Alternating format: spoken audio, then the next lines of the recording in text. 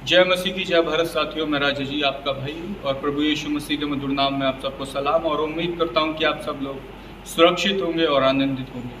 पर ये जो समय है अभी आनंद का समय नहीं है, जस्ट बिकॉज जो मणिपुर की घटना घटी है हमारी बहन के साथ, वो बहुत ही निंदनीय घटना है जिसके बारे में शब्द भी यदि बयां करें तो कम है। लेकिन जो हमारे भारत देश के अंदर लोगों ने कोई जाति नहीं देखी, कोई धर्म नहीं देखा, कोई मूल नहीं देखा, बस ये देखा कि जो एक स्त्री के साथ, एक महिला के साथ घटना घटी है वो बहुत गलत है और निंदनीय है, उसकी आलोचना होनी चाहिए। और साथ ही साथ हमारे भारत देश के अंदर मैंने जो और भी जगहों की जो वीडियो देखी, महाराष्ट्र की देखी है और नागपुर की देखी, उत्तर प्रदेश की देखी, दिल्ली की देखी, जंतर मंतर की देखी, हर एक जगह के ऊपर लोग अपना पीसफुल प्रोटेस्ट कर रहे हैं और मांग कर रहे हैं उस बहन के साथ न्याय हो। और यदि मणिपुर की इतनी खराब स्थिति है तो उसके ऊपर अब तक कोई भी मीडिया चैनल ने कोई अपनी न्यूज़ नहीं दी, कोई बात नहीं करी और यहाँ तक लोगों तक खबर नहीं पहुँचाई। वो तो शुक्र है सोशल मीडिया का कि इस वक्त जो वो क्लिप थी ऑल ओवर इंडिया के अंदर ट्रेंड करने लगी और लोगों ने अपना समर्थन दिया उस बहन के साथ। बट लेकिन किंतु अब तक ना तो इंडिया बल्कि इंडिया से बाहर भी ये वीडियो क्लिप जब गई, इसकी आलोचना हुई, ह्यूमन राइट्स के खिलाफ हुआ और उस बहन की सपोर्ट में अब संसद भी आ चुका है। ना कि उस बहन के सपोर्ट में बल्कि इंडिया के अंदर क्रिश्चियंस के ऊपर जो सताव हो रहा है, मैं आपको बता रहा हूँ, मजाक नहीं कर रहा, कि जिस वक्त ऋषि सुनक प्रधानमंत्री बने उस वक्त ऑल ओवर इंडिया में लोग ये कह रहे थे कि भारत मूल का व्यक्ति प्रधानमंत्री बना है और बहुत ही खुशी की बात थी। बट लेकिन उसी भारत मूल के प्रधानमंत्री ने एक दिल जीतने वाली जो खबर कही है, जो दिल जीतने वाली बात कही है, जिससे मैं समझता हूँ कि आज भी कॉन्स्टिट्यूशन अवेलेबल है, लोग संविधान से चलते हैं इंग्लैंड के अंदर। वो कारण है ऋषि सुनक के पास जिस वक्त ये खबर गई, ये मणिपुर की घटना गई, उस वक्त उन्होंने अपने एक एमपी को, जिनका नाम मैं अभी बता देता हूं आपको, जो पूरी खबर आपको अभी न्यूज़ ये स्क्रीन के ऊपर दिखाई देगी, उसके बारे में बता रहा हूं, अपने एक एमपी को कहा, पूरी रिपोर्टिंग करके बताने के लिए कहा। वो अब आप ये देख सकते हैं स्क्रीन के ऊपर जो आपको दिखाई दे रहा है। सबसे पहले द टाइम्स ऑफ इंडिया ने ये प्रिंट किया है, Rishi Sunak special in race Manipur violence in House of Commons. House of Commons यानी आसान शब्दों में यदि आपको समझाऊं कि इंग्लैंड की जो पार्लियामेंट्री है उसके अंदर ऋषि सुनक ने अपने एक दूत को कहा कि जो वायलेंस हो रहा है मणिपुर के अंदर उसके ऊपर बातचीत रखे, जिनका एमपी का नाम है फियोना ब्रिक उनका नाम है, और उन्होंने पार्लियामेंट में कहा। वो मैं सारे के सारे आपको वीडियो के अंदर दिखा देता हूं कि जो द टाइम्स ऑफ का पूरा आर्टिकल मैंने पढ़ा, लेकिन उसमें से जो मेन बातें आपको बता देता हूं। सबसे पहली बात है कि जो एमपी जी ने बहुत अच्छा, फियोना जी ने जो कार्य किया, उन्होंने सबसे पहले बीबीसी न्यूज़ के ऊपर, बीबीसी यदि आपको नहीं पता तो मैं आसान शब्दों में बता दूं, बीबीसी एक सरकारी न्यूज़ चैनल है जो ब्रिटिश गवर्नमेंट के द्वारा ऑथराइज्ड है और जिसका काम है कि लोगों की बातों तक ऊपर लेके आना।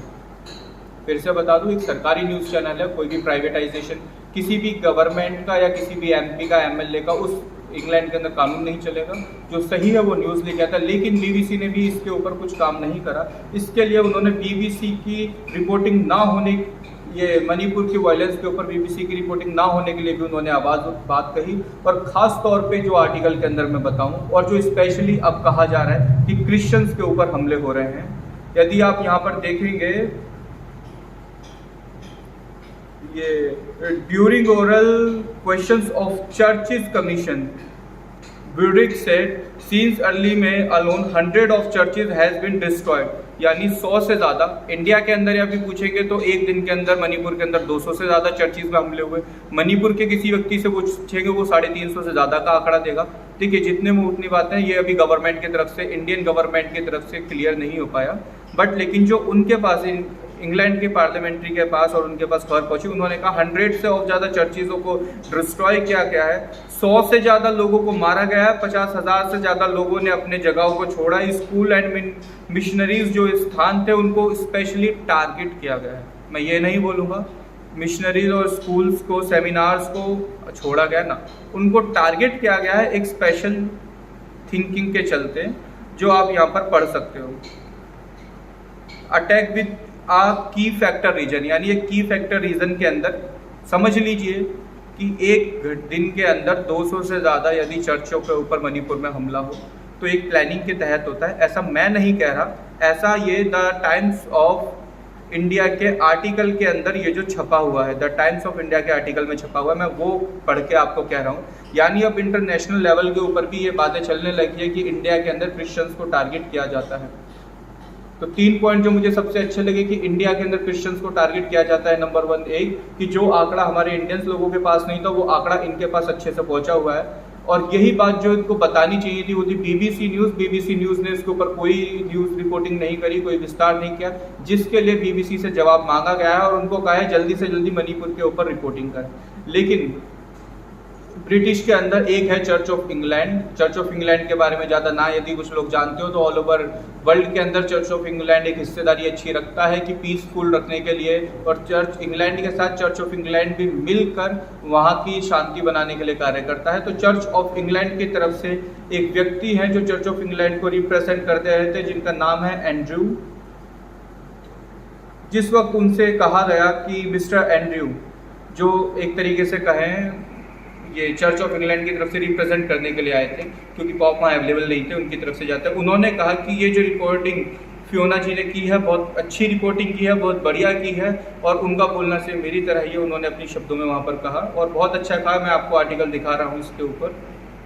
साथ ही साथ उन्होंने कहा है कि पॉप जो 2019 के अंदर आए थे इंडिया में घूमने के लिए, उनको इसके बारे में बताया जाएगा क्या वहाँ की विस्तार है, उनसे इंडिया के अंदर उनको फिर से भेज के क्या वहाँ की अटेंशन है देखी जाएगी। खास तौर पे बीबीसी को कहा जाएगा रिपोर्टिंग करने के लिए, और इसकी पूरी चर्चा वहाँ पर होगी, जिसके अंदर काफ़ी ज़्यादा लोगों ने हिस्सेदारी ली है। और सेकंड जो इंटरनेशनल लेवल्स के ऊपर बनती हैं, जिनका नाम यहाँ पर दिखाई दे रहा होगा, FROB आप सर्च कर सकते हो, वहाँ पे आपको दिख जाएगा। और जिसके अंदर इनका काम रहता है कि जो रिलीजियस होता है, रिलीजियस, उनको फ्रीडम राइट्स मिलते हैं प्रीचिंग करने के, अपने फ्रीडम राइट्स मिलते हैं अपने किसी भी धर्म को मानने के, वो इंटरनेशनल लेवल के ऊपर कार्य करता है, उनको भी अब इसके अंदर इन्वॉल्वमेंट होना पड़ा है।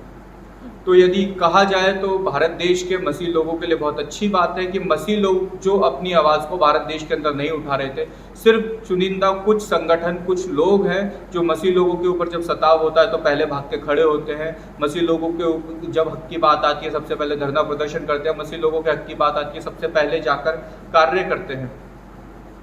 और वो आप देख सकते हो, मैं आपको अभी सबसे पहले फियोना जी की भी क्लिप सुनाता हूँ, उन्होंने क्या खड़े होकर कहा, फिर आपको एंड्रयू जी की सुनाता हूँ।